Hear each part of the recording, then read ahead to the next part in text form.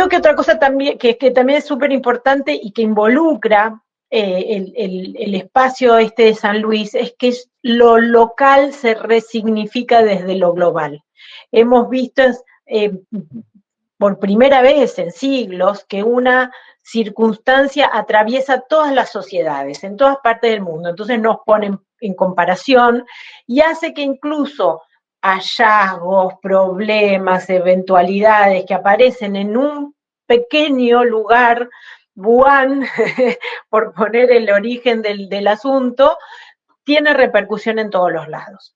Entonces, así como el virus tiene, digamos, nos muestra que un pequeño mercado de un lugar desconocido de China altera la agenda global de todos, también uno puede pensar que desde su pequeña organización del último pueblito de la sierra de San Luis puede generar valor, puede generar, insertar agenda, puede cambiar las cosas. Y creo que también lo que nos vamos viendo es que son tiempos, creo que lo que aprendimos es que no necesitamos descripciones, necesitamos soluciones. Digamos, lo que nos muestra la crisis del coronavirus es que los analistas, y por lo menos vamos a tener que empezar a aportar algo más que diagnósticos profundos y precisos, pero por una cuestión humanista. No es porque no sean necesarios ni no los hagamos perfectos, somos divinos haciendo análisis, pero creo que muchas veces la academia y las organizaciones sociales siempre hablan de tener incidencia, es el momento. Entonces, en un punto, la idea con Eugenia y con este diseño de taller es darles algunas soluciones pequeñas, provisorias, para discutir entre todos, pero brindar soluciones a los problemas de comunicación. Y creo que ahí voy a disentir con Mónica, porque Vero sabe que yo soy una millennial militante. Creo que también esta nueva digitalidad en las que nos pusieron compulsivamente nos abrió otros espacios de conexión. Creíamos que las pantallas eran planas y de pronto nos encontramos con algunas ventajas de las pantallas que ni habíamos querido analizar, hablábamos antes de entrar, como la puntualidad de las reuniones, la posibilidad de tener un taller de un montón de gente, de un montón de partes de la provincia hemos organizado ya algunas otras donde había gente de toda Latinoamérica. La última la hicimos en Patagonia y teníamos gente de Jujuy, y teníamos gente de Salta, y la gente de Patagonia era como, ¿no?, la gente de Santa Cruz que dice, estamos en el último lugar del mundo, y de pronto encontrarse compartiendo estas cosas también nos genera esta nueva idea de comunidad que está buenísima. Y para cerrar, y creo que eso es algo interesantísimo, esta virtualidad paradójicamente nos trajo un contacto con realidad, porque no solamente nos hizo pensar desde otra perspectiva la realidad, incluso íntima. De hecho, todos estamos metidos en la casa de todos. Todos sabemos cuál es la biblioteca, dónde está, tuvimos que aprender a poner luz, a preparar el escritorio, a ver dónde uno pone a los chicos, ¿no? Y generarse un espacio, incluso en el espacio que creía que manejaba. Pero a la vez también nos permite encontrar en esta diversidad, es romper el eje de la vecindad. Y eso también nos da realidad. Porque de pronto te das cuenta que este problema que vos decías, no, acá esto es San Luis, esto pasa porque es San Luis, y después decías, no, y esto pasa porque es Argentina.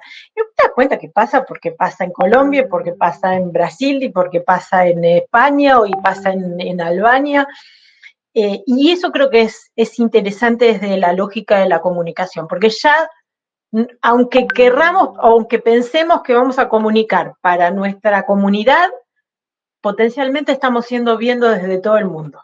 Y eso da otro vértigo a la hora de pensar las redes, de pensar el lugar que tienen los medios, de pensar el lugar que tiene el periodismo, de incluso pensar los problemas propios, ¿no? Es decir, bueno, algo que creíamos que solo pasaba acá, de pronto veo que pasan del otro lado y ahí también tenemos puentes para pensar soluciones. Así que, nada, creo que es buenísimo poder estar brindando una solución a estos momentos que son tan duros, en donde lamentablemente estamos atravesando uno de los peores momentos, ya no vamos a decir el peor ni el pico, porque las previsiones también son parte del pasado, ya podemos prever poco, pero sí está bueno por lo menos pasar estos tiempos duros, aprendiendo, encontrándonos, viéndonos por lo menos por la pantalla hasta que nos volvamos a tomar un cafecito por allá. Así que les dejo un abrazo inmenso y obviamente espero que disfruten a Eugenia como nosotros ya la solemos disfrutar cada tanto por acá. Gracias. Hace muchos años que vengo estudiando, vengo también ejerciendo en las organizaciones de la sociedad civil y sobre todo desde una mirada de la comunicación. Y en los últimos tiempos, algo que quería, no pude comprobar, pero sí era una inquietud y una curiosidad, era qué grado de incidencia o qué grado de capacidad de incidencia desde la comunicación podían tener las organizaciones de la sociedad civil. Y la primera pregunta que se me disparaba era si realmente tenían capacidad de incidencia como sujetos sociales, como actores. Y entonces, como a Adriana le gustan mucho los datos, me fui a los datos duros y empecé a ver cuántas organizaciones o ONG hay mundialmente. Y acá estos datos que me parecieron bastante relevantes porque también muestran la capacidad de incidencia de las OSC. Fíjense que hay 10 millones de organizaciones en casi todo el mundo.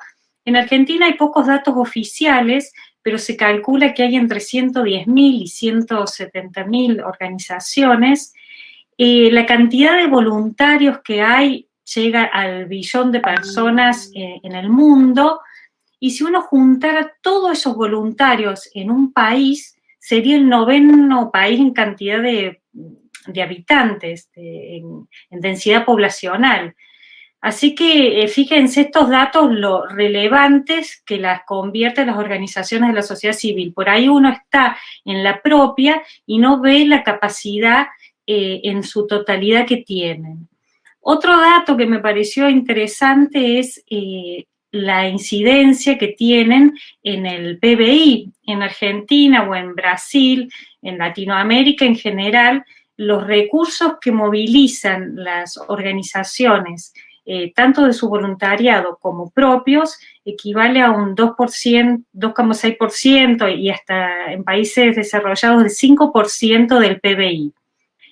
Y otra característica muy interesante que tiene es que son actores muy creíbles. Según Latinobarómetro, entre el 54 y el 58% de la población tiene alta credibilidad de las organizaciones sociales. Que las convierten obviamente en esto donde estamos todos los días quienes participamos en este tipo de organizaciones. Pero también hay cuestiones institucionales que se dan permanentemente en este tipo de organizaciones, que se cuenta con pocos recursos, que, bueno, si bien la planificación, como decía Adriana, no se puede planificar a largo plazo, pero no hay tiempo en general para planificar y menos la comunicación. Esto es una constante que se ha dado y en general los que estamos en las organizaciones sabemos que lo urgente, lo cotidiano, tapa lo importante. Entonces, estas características se dan en general en organizaciones pequeñas y en grandes organizaciones también, en organizaciones poco profesionalizadas, pero también en grandes organizaciones. Yo para mi tesis de doctorado hice un relevamiento de 250 organizaciones de Córdoba y de Buenos Aires. Y en una encuesta, en un cuestionario que preguntaba, saltaron también estas cuestiones desde la comunicación. Algunas cifras, otras las tomé de otros estudios. Pero fíjense, son actores creíbles, son actores cuantitativamente importantes, pero solamente un porcentaje muy pequeño, el 6% y a veces el 5% de las organizaciones aparece como fuente de información en los medios, en general en la prensa gráfica. Otro dato que analicé fue que muy pocas organizaciones, el 75%, no planifica sus comunicaciones. ¿Qué quiere decir? Que en general se actúa... Tengo un rebote ahí de un audio. Que en general no... se actúa de forma espontánea, de forma intuitiva, no de una forma anticipada. Esto lleva a que haya una escasa profesionalización de la comunicación, es decir, siempre creemos que la comunicación es el último eslabón de las actividades de una organización y no valoramos lo que puede incidir o lo que puede aportar valor a una organización. En general, ¿qué nos pasa en las organizaciones? Que los propios directivos somos los responsables o son los responsables de llevar a cabo la comunicación. Y también que se la ve desde una mirada escasamente estratégica, más bien se actúa con las herramientas que tenemos a mano. Hoy tengo un tweet, mañana un tríptico, pasado una charla, y así actuamos en las comunicaciones. Esto, como dijo Adriana, y vengo a cerciorarlo, somos excelentes diagnosticadores los comunicadores. Este sería como un diagnóstico de la situación de las organizaciones en general. Obviamente que hay particularidades dependiendo de las realidades de cada organización. Pero para adelantarme un poco a la pregunta inicial, obviamente que uno puede responder que sí tienen la capacidad de incidir. ¿Por qué? Porque son actores relevantes en el tejido social de acuerdo a los datos que vimos, la cantidad, las temáticas que tratan las diferentes organizaciones, y también porque son valorados, son creíbles. Hay muchos temas que ante la retirada del Estado y también porque el mercado no tiene por qué hacerse cargo de determinados temas, vienen las organizaciones de la sociedad civil a hacerse presente, a que haya voces que de otra manera no se escuchan. Entonces, tienen capacidad de incidencia. Pero esa capacidad o ese incidir, siempre pensamos que el incidir es un acto espontáneo que se da como una ruptura. En cambio, lo que vengo a acercarle y por ahí que discutamos, que conversemos, es este concepto de la incidencia como proceso. Una incidencia más que como un acto particular, como un proceso que se va elaborando. Uno, si quiere presentar su tema socialmente, a su comunidad, lleva un proceso, lleva un tiempo y lleva una gestión de la comunicación que requiere de determinadas destrezas para hacerlo. Porque si no, es como que confiamos, si solamente la comunicación fuera la técnica, entonces que pongo a trabajar a mi hijo de 14 años para que me tuitee la cuenta, y no pasa por ahí. Entonces, no es la destreza técnica, sino es una concepción más profunda para poder incidir. He tomado una matriz de incidencia que la desarrollaron varios autores, viene desde la sociología, después de la comunicación es reelaborada por Uranga y Thompson, también tomada por Cicalese, pero yo les he traído esta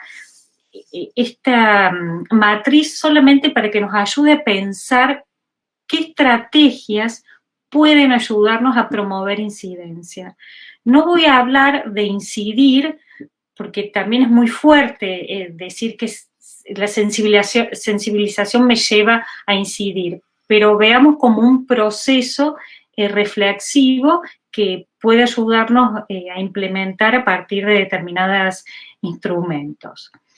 Esta matriz propone que para incidir contiene como 4 puntos esenciales. Primero, la sensibilización sobre la causa que trabaja una organización. El segundo punto es la visibilización. El tercer punto es establecer el tema en la agenda y como punto culminante, si así lo quisiera la organización, es promover la promulgación de una ley. Estos 4 puntos están entrelazados, no es que yo sensibilizo primero y después visibilizo. Puedo visibilizar y sensibilizar al mismo tiempo, pero es una manera gráfica de presentarlo. ¿A qué me refiero con sensibilizar? Todas las organizaciones de la sociedad civil tienen una causa o causas o trabajan sobre problemáticas diferenciales. Una organización puede trabajar diferentes problemáticas o una problemática en general o una causa. Pasa, y esto nos ha demostrado en la práctica a partir de la cantidad de auditorías de comunicación que hemos hecho en ONGs, que en general las organizaciones conocen su causa, pero no la explicitan de manera simple, que uno diga, mira, esta organización trabaja para hacer esto. Es como que las organizaciones suelen tener discursos, en lo discursivo digo, cuestiones muy elocuentes, pero que le preguntas, bueno, pero finalmente, ¿qué hace tu organización? Y cuesta responder esa simplicidad. Y para sensibilizar, una organización, lo primero que tendría que hacer para comunicar, porque comunicar no es más que conversar con un otro, es presentar su causa, presentar socialmente a qué es lo que le sensibiliza a ella y para eso surgió. Porque sensibilizar es concientizar y decirle al otro que esta organización viene a transformar esa cuestión. Tanto sea un comedor como una organización de base, como una fundación política o económica, cada una tendrá temas que abordará y que presentará a la sociedad de manera diferente para que no solamente lo conozcan, sino para que conozcan sus temas. Y para eso tenemos que, como en toda conversación, preguntarnos qué sucede con el otro, es decir, ¿cómo le cuento yo al otro lo que hago? Y no solamente lo que hago, sino que el otro considere relevante mi causa, porque si no se considera relevante, tampoco vamos a tener apoyo de recursos, ni vamos a tener escucha en los medios, ni vamos a tener seguidores en Twitter, o sea, que el otro me escuche es más importante que lo que yo como organización quiero difundir. Y eso nos pasa en general a todas las organizaciones. Pensamos más de lo que queremos decir que en lo que el otro quiere escuchar. Y eso es una falta de empatía en la comunicación y que se da en la comunicación institucional, donde se pone el eje más en lo que uno quiere decir que en lo que el otro necesita escuchar. Bueno, un instrumento interesante que es bastante conocido dentro de la comunicación institucional es hacer, aunque sea, un mapa de actores de con quién yo me quiero vincular y a través de qué soportes, porque si no es como mandar mensajes al espacio, al agujero negro y que lo escuche quien pasó caminando y lo vio. Tienen que ser como las comunicaciones un poco más segmentadas, centralizadas, pero ¿para qué? Para que el otro me escuche.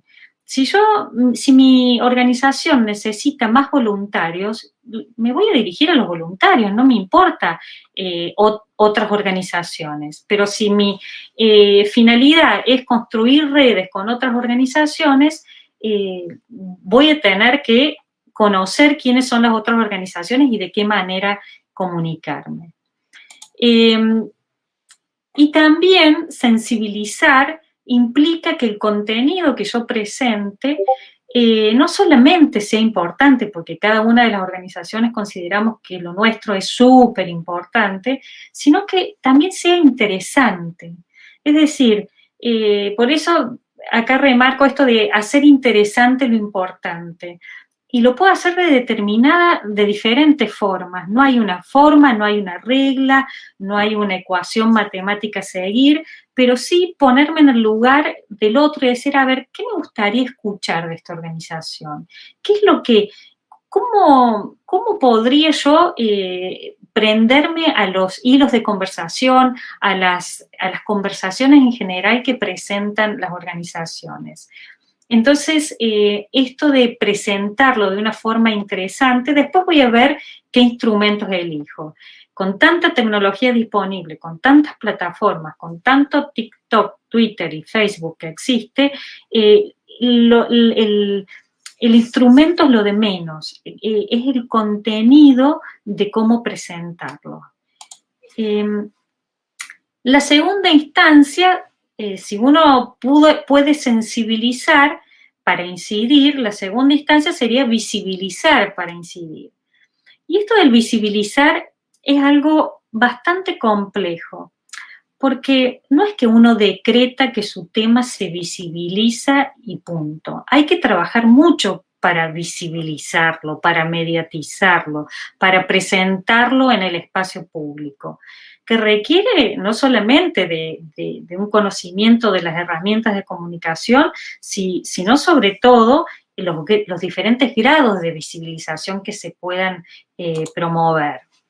Y para eso hay también que evaluar qué recursos, no solamente comunicacionales, sino institucionales, tiene una organización para poder visibilizar en el escenario público sus temas. Porque yo puedo tener muchos recursos, como una institución que reciba recursos internacionales o de cooperación, pero no tener la perspicacia, no tener el conocimiento de cómo comunicarlo. Entonces puedo tener el recurso institucional, pero no el comunicacional. O al revés, puedo tener grandes ideas comunicativas, pero no poder llevarlas a cabo porque no tengo un centavo, o para contratar o para hacerlo. Entonces, estas cuestiones tienen que saber también, tienen que conocerse para no frustrarse desde un inicio. Saber que el visibilizar es una tarea que exige trabajo, que exige poner el cuerpo, que exige gestionar la comunicación, pero también que hay diferentes grados de visibilización. Si yo pretendo ser tapa en Clarín, La Nación, Página 12, me va a costar mucho. ¿Por qué me va a costar mucho? Porque tiene que ser un tema súper noticiable, que atraiga a la prensa para que me pongan en tapa, pero por ahí estoy desgastándome en una actividad que requiere mucho esfuerzo y por ahí aparecer sistemáticamente en redes sociales puede tener más valor. ¿Por qué digo esto? Porque competimos en un mercado de discursos. Fíjense, si uno entra a cualquier red social, hay 10.000 discursos para elegir, 10.000 contenidos mucho más interesantes que lo que puede proponer una organización. Entonces, es un mercado desigual. ¿Qué significa? Obviamente que uno no va a competir con las hijitas de Wanda Nara, pero las hijitas de Wanda Nara también están en las redes sociales, pero mi discurso tiene que ser diferencial, pero al mismo tiempo no quiero decir frivolizar, sino que sé que voy a competir con la lectura de otros discursos y que esos otros discursos también conviven. Y también que vamos a competir, sin cuestiones netamente informativas, con otras noticias que van a acaparar la atención.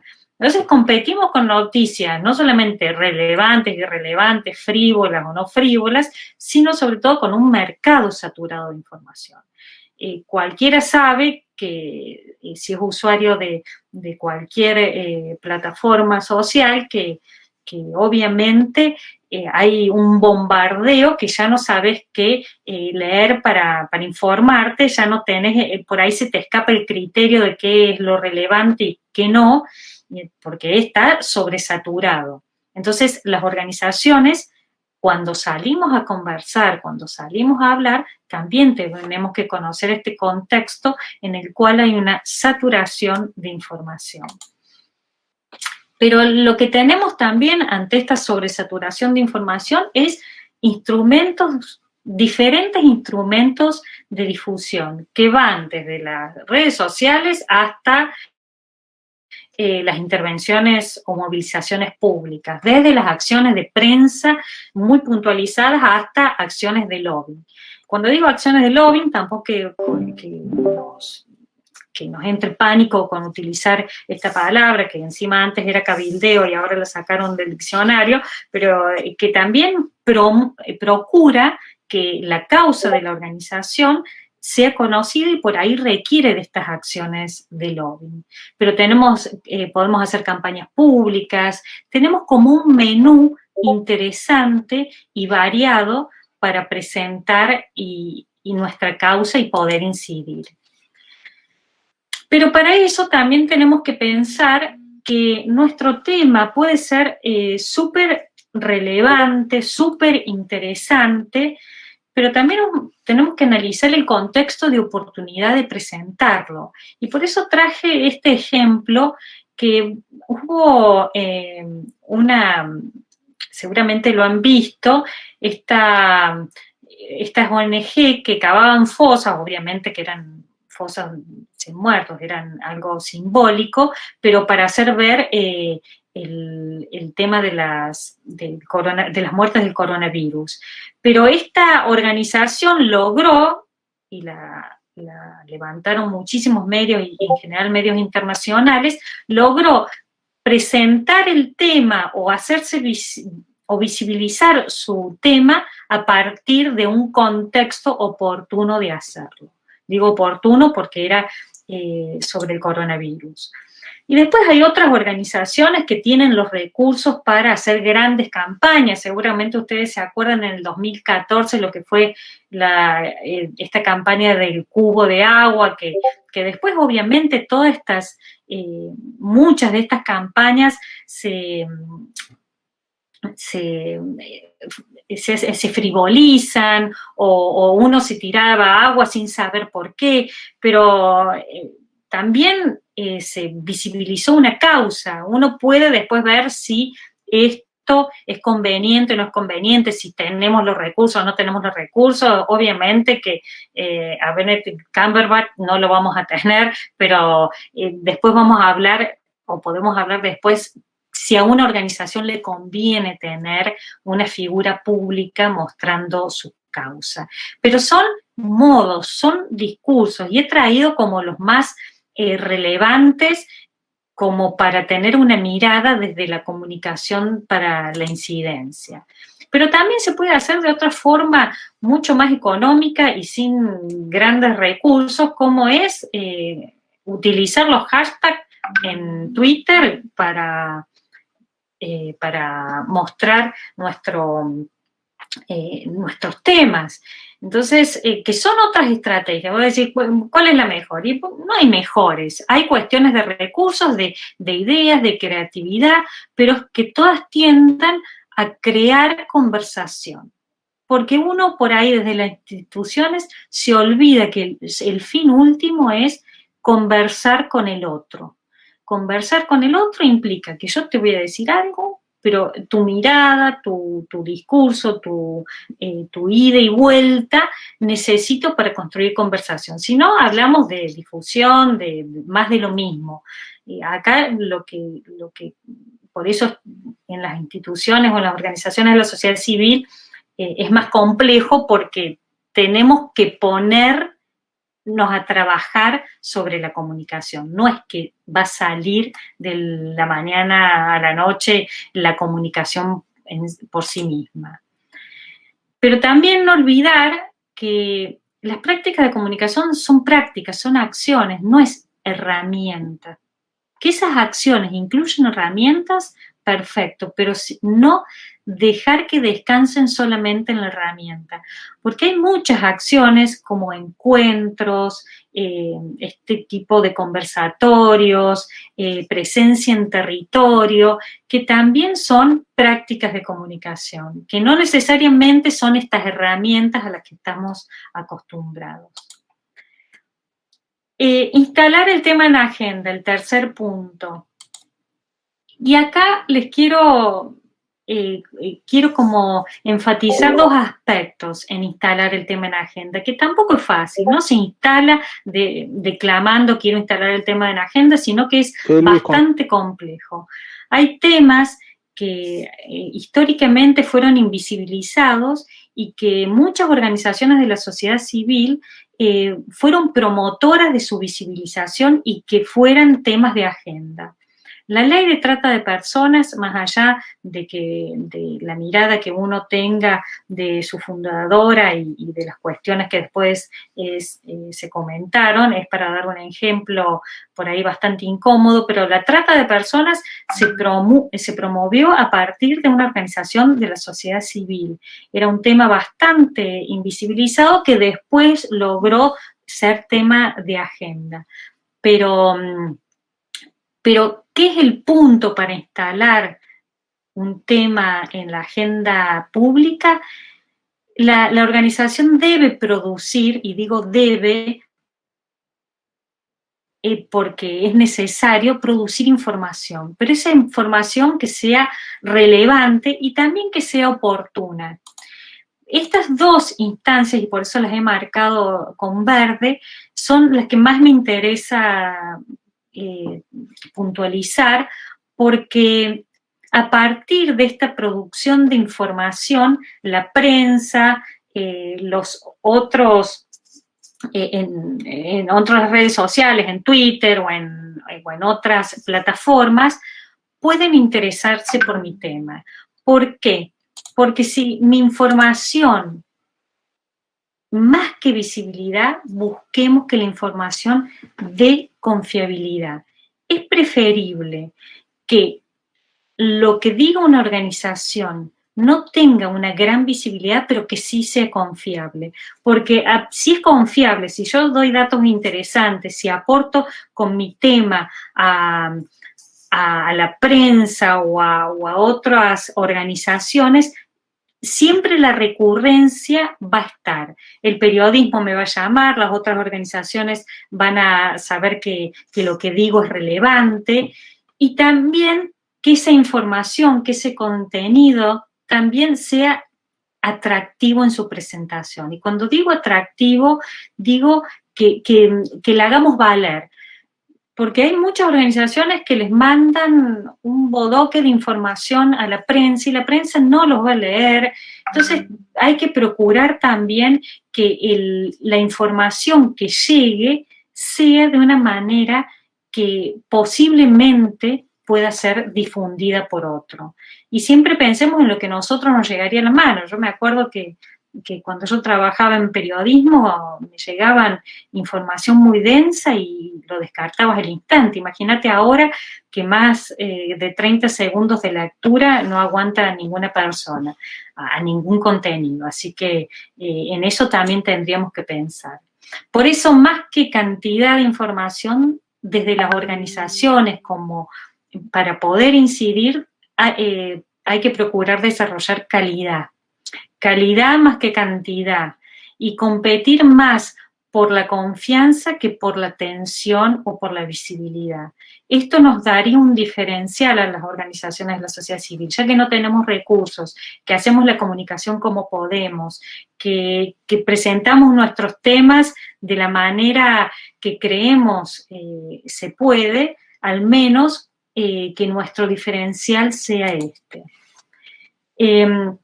Y también saber que hay que presentar información oportuna. Me está sonando el celular, perdón, si se entiende un ruidito. Bien.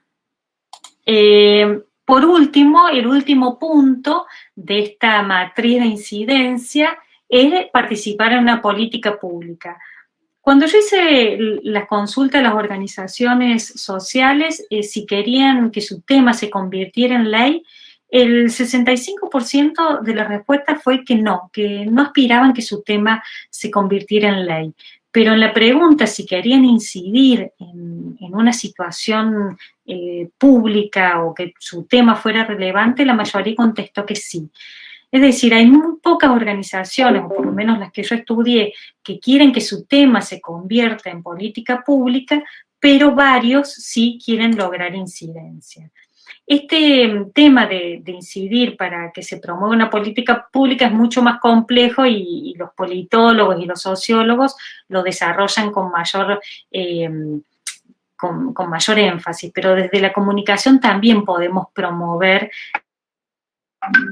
determinadas herramientas o determinadas prácticas de comunicación para lograr incidencia en una política pública.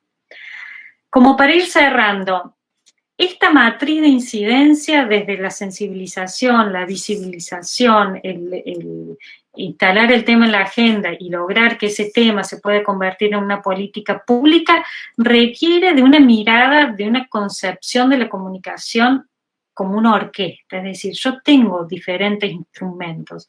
La cuestión sería cómo esos instrumentos suenan o tienen una sonoridad que me permitan que se escuche la voz de la organización. Y eso se hace con pequeñas prácticas, con pequeñas acciones de comunicación. Por eso traje esta frase que me gustó mucho de Antonio Gutiérrez: en las cosas pequeñas, cuando son intensas, cambian todo. Es decir, será un tweet hoy, mañana será abrir una página en Instagram, pasado será la reunión en territorio. No importa las prácticas individuales, sino la concepción de comunicación como una orquestación. ¿Y qué podemos hacer? Aportar a un gran tema nuestra mirada. Fíjense, la Fundación Huésped, si uno históricamente trabajó con el tema de HIV, hoy la Fundación Huésped trabaja más con temas de género, y ya el tema del HIV es como secundado con otros temas. También analizar los contextos. Hay muchas organizaciones que en época de pandemia han logrado tener una visibilidad no solamente en los medios, sino una visibilidad en la comunidad. Es decir, lograron trabajar de la manera que fuere en sus sectores. También, bueno, escuchar el contexto, qué es lo que qué es lo que yo puedo decir como organización en un contexto tan especial, en un contexto de pandemia, cómo acerco mi voz a los otros que lo necesitan, capaz que no sea sobre mi tema específico, pero sí de manera lateral. También buscar nuevos espacios. Yo siempre muestro este ejemplo que me parecía interesante, como una ONG, no lo publicaron en el diario Clarín, en Sociedad, pero sí logró que le publicaran su artículo en un espacio, en una sección rural. Es decir, no era la propia, pero pudo buscar nuevos espacios. Otro de estas cuestiones que uno puede, estos ítems o estos consejos que uno podría hacer, es convertirse en referentes del problema. ¿Qué digo con convertirse en referentes del problema? Si uno piensa en problemas habitacionales o de desigualdad habitacional, piensa en techo. ¿Pero por qué? Porque se convirtieron en un referente de ese problema. Y si un medio o un periodista mañana piensa hacer una nota sobre la vivienda, piensa en techo. Esta unificación entre causa, tema, problema y que vos seas el referente está como evidenciado, porque inclusive la prensa es bastante cómoda, siempre llama a los mismos. Entonces, cuando uno se hace referente, por eso en general aparecen siempre las mismas organizaciones. Pero tenemos otras instancias como las intervenciones públicas, tenemos esto de alianzas con figuras públicas, que es un tema bastante complicado porque por ahí te come la causa el conocido, entonces te acordás de Facundo Arana, pero no sabes si donaba sangre, si iba a la Concagua, si era del HIV o de qué causa era. Entonces también hay que ser bastante cauteloso con utilizar, pero sí permiten visibilizar de manera masiva la causa de una organización. También no tener miedo a utilizar las redes sociales. Muchas organizaciones dicen, no, yo no sé, pero ¿qué voy a decir? A todos nos ha pasado cuando empezamos a usar las redes sociales que no sabíamos cómo establecer una conversación. Y bueno, de a poco se aprende, de a poco uno se va aprendiendo en hilos de conversaciones que a los otros interesan.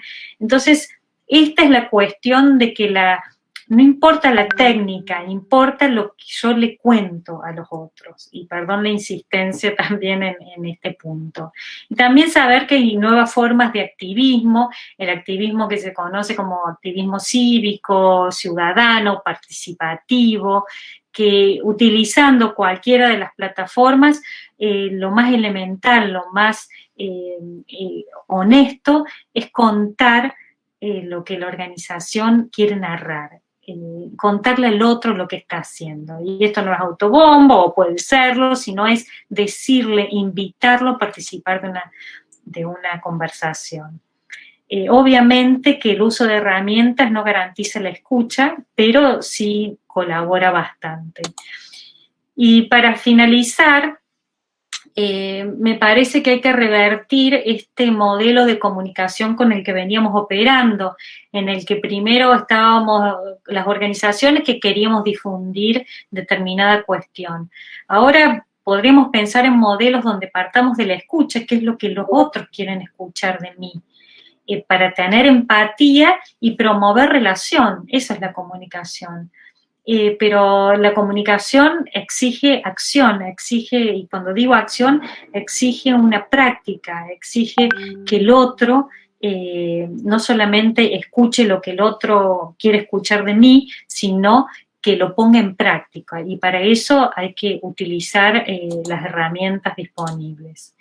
Y para finalizar, bueno, hay una frase de nuevo de Antoni que me gustó mucho, como para cerrar esta parte, donde rescata, fíjense, esto dice, los ciudadanos volverán a valorar lo auténtico, lo sincero, lo genuino. Caen las máscaras, los accesorios, lo superficial. Emerge la comunicación clara, la comunicación honesta. Me parece que en esta frase sintetiza todo lo que les he querido decir sobre comunicación para la incidencia. Una comunicación honesta, una comunicación donde se busque que nuestra organización esté presente en el espacio público, que no tengamos miedo de tomar la palabra y decir no solamente lo que hacemos, sino lo que pensamos también, porque de eso se trata la comunicación, salir de la endogamia propia de las organizaciones y salir a conversar, emerger con una comunicación, como dice Antoni, clara y honesta.